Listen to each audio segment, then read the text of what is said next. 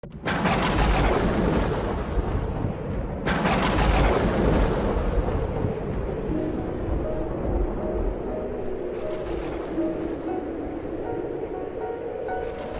Seigneur soit avec vous. Et avec votre esprit. Évangile de Jésus-Christ selon saint Matthieu.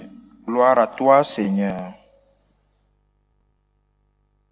En ce temps-là, Jésus disait à ses disciples, « Amen, je vous le dis, un riche entrera difficilement dans le royaume des cieux. Je vous le répète, il est plus facile à un chameau de passer par un trou d'aiguille qu'à un riche d'entrer dans le royaume des cieux. » Entendant ces paroles, les disciples furent profondément déconcertés et ils disaient, « Qui donc peut être sauvé? » Jésus posa sur eux son regard et dit, « Pour les hommes c'est impossible, mais pour Dieu tout est possible. » Alors Pierre prit la parole et dit à Jésus, « Voici que nous avons tout quitté pour te suivre. Quelle sera donc notre part? » Jésus leur déclara, « Amen, je vous le dis, lors du renouvellement du monde, lorsque le Fils de l'homme siégera sur son trône de gloire, vous qui m'avez suivi, vous siégerez vous aussi sur 12 trônes pour juger les 12 tribus d'Israël. Et celui qui aura quitté à cause de mon nom des maisons, des frères, des sœurs, un père, une mère, des enfants ou une terre, recevra le centuple et il aura en héritage la vie éternelle. Beaucoup de premiers seront derniers, beaucoup de derniers seront premiers. » Acclamons la parole de Dieu. Louange à toi, Seigneur Jésus. Nous nous posons parfois des questions sur ce qui nous arrive. Parfois, comme dans la première lecture d'aujourd'hui, nous nous posons la même question que Gédéon pose à l'ange. Comment, si le Seigneur est avec moi, comment je vis ces souffrances? Comment, si Dieu est amour, il y a tant de souffrances dans le monde? Comment ce Dieu d'amour peut-il permettre tant de souffrances, tant de malheurs, tant de guerres, tant de famines? Comment ce Dieu de paix peut-il permettre tant de tensions, tant de guerres entre les peuples? Gédéon pose la question à l'ange. Pourquoi, mon Seigneur, si le Seigneur est avec nous, pourquoi tout ceci nous est-il arrivé? Et nous posons la même question. Quand arrivent des moments de tempête dans la vie, des moments de croix, quand dans nos vies nous passons un mauvais vent, quand arrive ce que les saints appellent la nuit sombre, quand arrive une crise, nous posons la même question au Seigneur. Pourquoi, si tu m'aimes, tu permets ceci? Pourquoi, si tu m'aimes, ceux qui ont moins de foi disent, pourquoi, si tu m'aimes, tu me fais ceci, comme si Dieu te faisait du mal? C'est une question normale pour l'homme. Le Seigneur lui-même sur la croix se pose cette question. Élie, Élie, lama sabachthani, mon Dieu, pourquoi m'as-tu abandonné? L'homme sent toujours une absence du Seigneur dans les moments de souffrance. Et dans le fond, cela n'est pas mal en soi. Quand nous vivons ces moments de tempête, nous voulons sentir la main du Seigneur.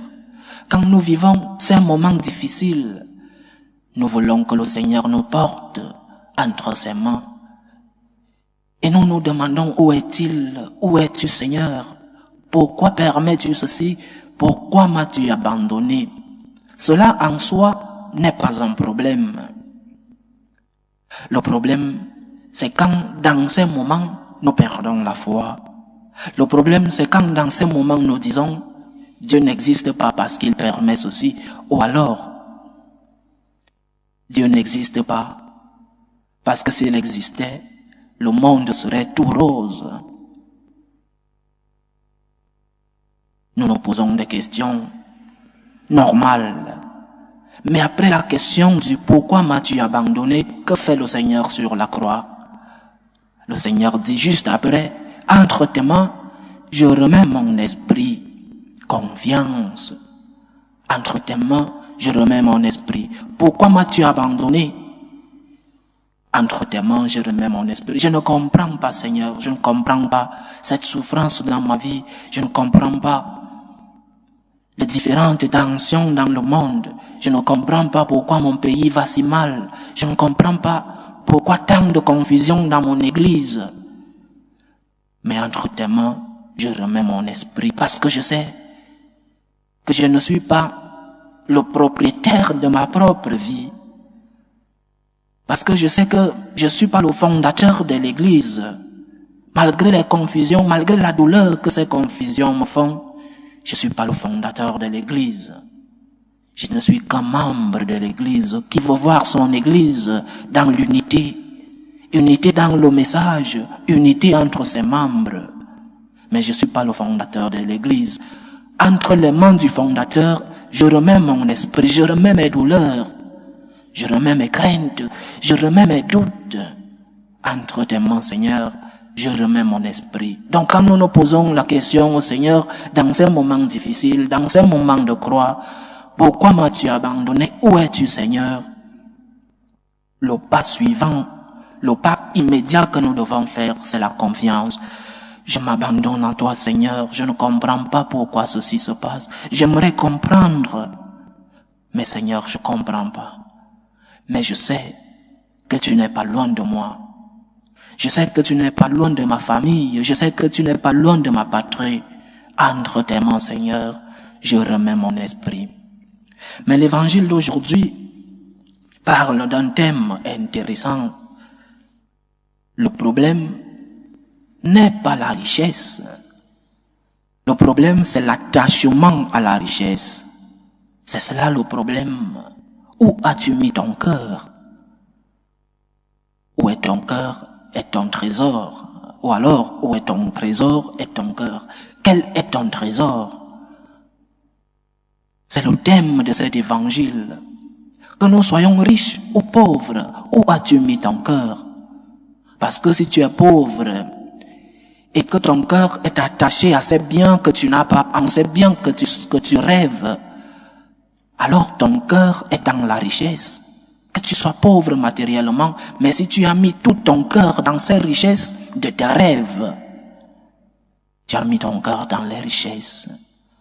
Tu es un riche frustré, tu es quelqu'un qui a mis son cœur dans des choses, des rêves. De même, si tu as ces biens et que tu t'attaches à eux de tout cœur, il y a un problème. Où as-tu mis ton cœur? Où est le centre de ta vie? Moi, je connais des personnes qui ont une vie économiquement bien. Je connais pas ces grands milliardaires du monde, non, mais je connais des personnes qui ont une vie économique stable, mais qui vivent de manière austère, qui ne font pas une vie de gaspillage, une vie de luxe, qui éduquent leurs enfants dans cette austérité de vie et qui partagent avec générosité. Ils n'ont pas mis leur cœur dans les richesses. Ils ont des richesses, ils ont des biens matériels, mais leur cœur réside en Dieu. Pour eux, la première chose, le plus important dans leur vie, c'est Dieu. L'objectif de leur vie, ce n'est pas accumuler et accumuler et accumuler. L'objectif, c'est d'aimer Dieu. Le Seigneur ne nous juge pas selon le poids de nos comptes bancaires. Le Seigneur nous juge selon nos cœurs, selon la relation que nous avons avec lui. On peut avoir suffisamment d'argent, suffisamment de biens matériels, mais vivre avec austérité. Pose-toi la question, Où ai-je mis mon cœur? Quel est le plus important dans mon cœur? Ou alors, qui est le plus important dans mon cœur? Et la réponse, chers frères et sœurs, devrait être Dieu. Dieu occupe la première place dans mon cœur. Et je dois, par conséquent, être cohérent avec cette première place que Dieu occupe dans mon cœur. Chacun doit choisir quel est le Seigneur qu'il veut servir. Veux-tu servir les dieux de ce monde? Ou alors veux-tu servir le vrai Dieu qui est le Dieu propriétaire de tous les biens du monde? Qui veux-tu servir? Dieu en premier, et le reste nous sera donné par la grâce de ce même Dieu. Que le Seigneur nous aide. Loué soit Jésus-Christ. À jamais.